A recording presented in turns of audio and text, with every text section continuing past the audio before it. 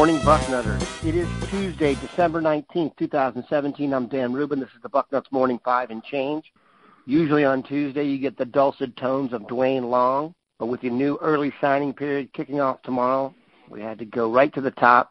Steve Wiltfong, Director of Recruiting for 24/7 Sports, has taken some time out of his busy morning to talk to us before he heads to Brentwood, Tennessee for a ton of 24/7 Sports signing day coverage. Steve, how are you?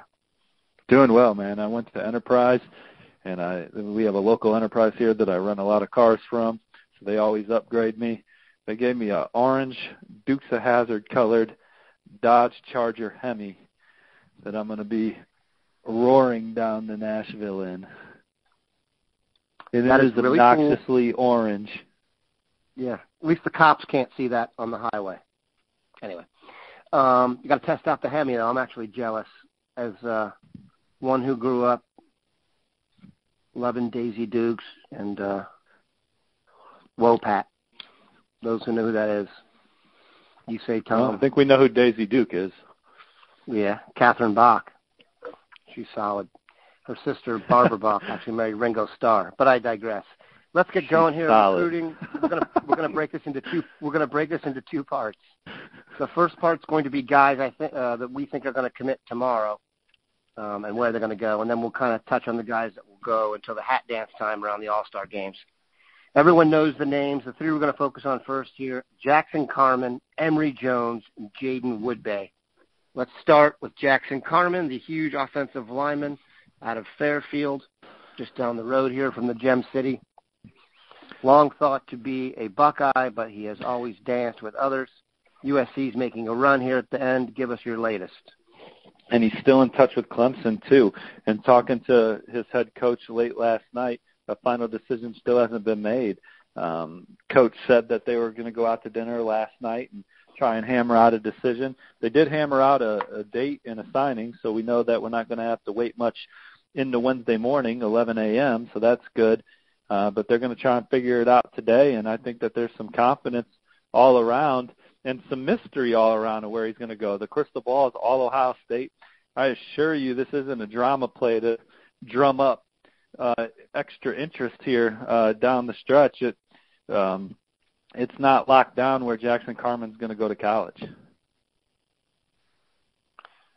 This is going to be a recurring theme here. I also think USC commits think they're getting him. I don't mean to cut you off, but I got a second thought. And then I know talking to Bill Kierlich last night as we're working the story together that Ohio State commits feel good about it. So it's wild. Like I was saying, in terms of a recurring theme here, how do we get this far into it and this guy not know where he wants to go to college? Well, he took 2 visits in December and went to Clemson and went to USC, and those are amazing places. That'll give a young man a lot to think about with million-dollar coaches at the top of the food chain that are very persuasive and assistant coaches that do an amazing job of recruiting kids and making them feel comfortable. So you got Ohio State, Clemson, and USC, and those are 3 of the best programs in the country when you're talking about closing. So all 3 of those schools have been regular presence in Jackson Carman's recruitment. He visited Clemson and USC in the summer, spent multiple days at USC in the summer, and actually participated in their camp. Been to Clemson a few times, named Clemson as leader in the summer, went back that just goes to show you how great a visit he had there. He backtracked from it, but it was a visit that popped. Then he went back in December, and then USC, pretty cool deal that they did. Jackson connected with a lot of players in the USC locker room on his first visit. Those dudes were waiting for him at the LAX terminal, I was told, when he arrived in LA, and so the visit was downhill from there, just how excited he was to see those guys when he got off the airplane. Full disclosure, I have not spent 1 second really thinking Jackson Carman was going elsewhere. What makes this interesting to me is you've got 3 schools in completely different areas of the country. Very rare that it comes down to a West Coast, Midwest, Deep South triumvirate. So I have to believe he's coming to Ohio State. That one will shock me. I'm not sure the impact will be as big as it would be shock value-wise, but we shall see. All right. Emory Jones, this one I have to admit, this one confounds me a little bit. We all know Emory Jones. He may have broken the record for most BM5 chatter time, and he's not going to end up a Buckeye. Long committed to the Buckeyes, long committed. And now it turns out he's going to commit to either Florida or Florida State, where the coach has been there just a minute.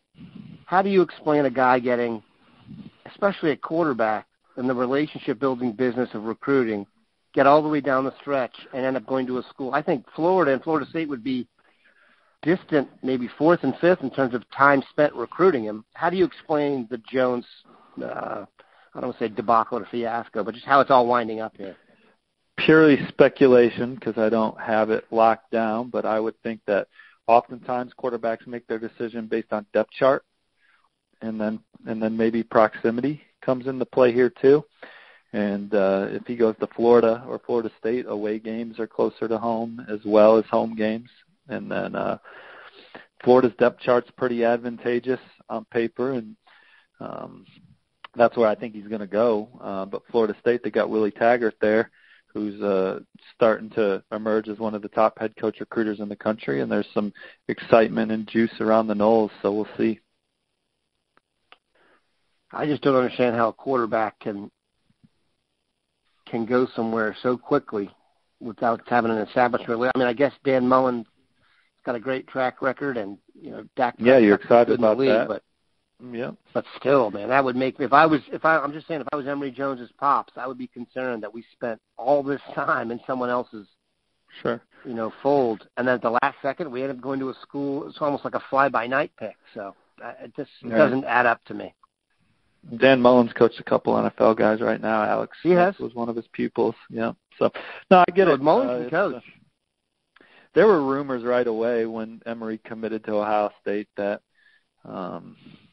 his mom wanted him closer to home and things like that. So, I mean, we're in a situation. This shouldn't. I know that all fan bases want to believe their commits are solid, and the commits go out and say stuff, but actions always speak louder than words. And if the rumors keep popping up, they're not popping up for no reason, y'all. And so you got Emory Jones, you got Jaiden Woodbey. How many times did Jaiden Woodbey say he was solid? And hell, maybe he will sign with Ohio State, but I think he's going to sign with USC. That was going to be my next question. Go ahead. We've been doing the dance with Woodbey for a while now, and it's a strong statement. There was talk of Emory Jones possibly flipping. There's always been talk of Woodbey possibly flipping. I guess I just don't understand why maybe it's the brand, Ohio State brand, to wear on your Twitter page for the time leading up to signing day. I don't think it's that. I think that at the end of the day, this is educated speculation. I think that people procrastinate giving bad news, or it's okay. No one wants to hey, I'm not coming anymore. Now there's a deadline. And I think that they genuinely liked Ohio State, and it wasn't like they played them. I mean, they liked it and saw themselves there and were excited about it and enjoyed it and even helped recruit kids to Ohio State. But at the end of the day, when it's time to say this is exactly where I'm going, another opportunity maybe looked more advantageous. There was definitely a time where I thought Oklahoma was in better position for Woodbey when he was committed to Ohio State also. And we can talk about that more when pen hits paper and we know exactly what's happening. But Woodbey looked around the entire process and talked to other schools the entire process. And people are saying we need this early signing day because kids are tired of recruiting and this gets them in the lab gets them in the boat and they don't have to worry about it anymore. The kids that don't want to be recruited by other schools anymore aren't. There's only enough hours in the day. If you're not showing a college coach any interest, he's not going to contact you anymore. He'll just move on to the next guy. So I would, you look at Ohio State's class, I would doubt Jalen Gill is talking to other people. And I don't think whether he signs in December 15th or I don't remember if he's an early enrollee or just shows up or signs in February. It wasn't going to be a problem for him. It doesn't matter.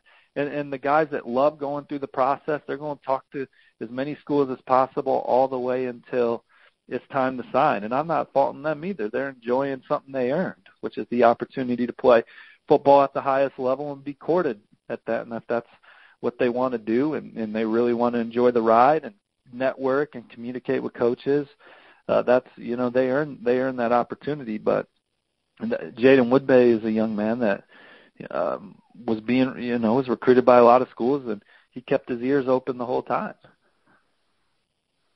Yeah, I'm not implying there's anything sinister going on here from the players. They have the right to do whatever they want. I'm more thinking of Emory Jones in particular. I guess for a safety, it doesn't bother me quite as much, to tell you the truth. But for a quarterback, that's a pretty relationship-based deal to me. And to go that entire time, you know, thinking you're going to Ohio State, maybe he's always known what he's going to do. So we wish him the best of luck, as it turns out. So the Steve Wiltfong card, of the three, Jackson Carman, Emory Jones, and Jaiden Woodbey, it's fair to say right now you expect Carman to be a Buckeye maybe, and the other two not. Well, my crystal ball is on Ohio State for Carman, but nothing would surprise me, and others have said that. And then the other two, I think, head elsewhere. Okay, real quickly, there's going to be a few guys they're going to fight till signing day for. That's Tyler Friday, Jason Owe, and Tyreek Smith. Maybe a general vibe on those three as we head towards a all-star game hat dance.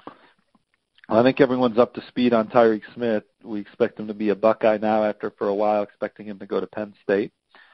With Jason Owe, Brian Doan, our East Coast analyst, had the story the other day that Ohio State's in that top two with Penn State for Owe. My crystal ball is on Penn State, but Ohio State, they've had him on campus a bunch. He likes the Buckeyes, so he's still looking at Ohio State. And then Tyler Friday is definitely a Michigan-Ohio State battle, and I think that there's folks in the school similar to Tommy Togai that would love to see him at Ohio State, and it worked out once, so maybe it'll work out for another touted defensive lineman. And I'm not saying that the kids went there because the adults pushed them. I'm just saying it helps to have an adult in your corner that's part of the process, helping these kids make the decision. Recruiting isn't about just recruiting the kids. It's about knowing who's helping making the decision. And Ohio State always does a terrific job of building relationships with everyone in the mix for the young man, and they have for Tyler Friday. They had some built-in advantages there with that, because I believe Teal, the head coach at Bosco, played for Shiano, but I didn't Google it. You can Google that, Daniel. Everybody's got a Google machine, Steve. Yeah. You're on your way to Tennessee, to the headquarters, for a whole boat of coverage tomorrow. Give everybody a little bit of taste of what 24/7 will have for the people. Well, I think we're just treating it like regular signing day. I think most of the people will be off the board, and then February will just be like dessert. You'll be on video tomorrow with all the boys. Got your hair done, got some gel ready? I'm not really sure, but there's not much hair up here anymore. I'm getting a 0 on the side and a 0.5 on the top these days. It's been a gradual decline. When you're into the half digits, you know it's going. I'm still a 1 and a 1.5, so good way to finish. Brother. Keep it locked into Bucknuts. Obviously, Steve, Bill Kurlick, Alex Gleitman, and company are all over everything. We will be here with bells on when it comes to commits. Have a good one, Bucknutters. Take care, guys. See you. Buckeyes, #1 recruiting class in the country. Don't let the negative talk today about some guys potentially flipping dispel from the fact that it's still not a great class. We'll see you guys.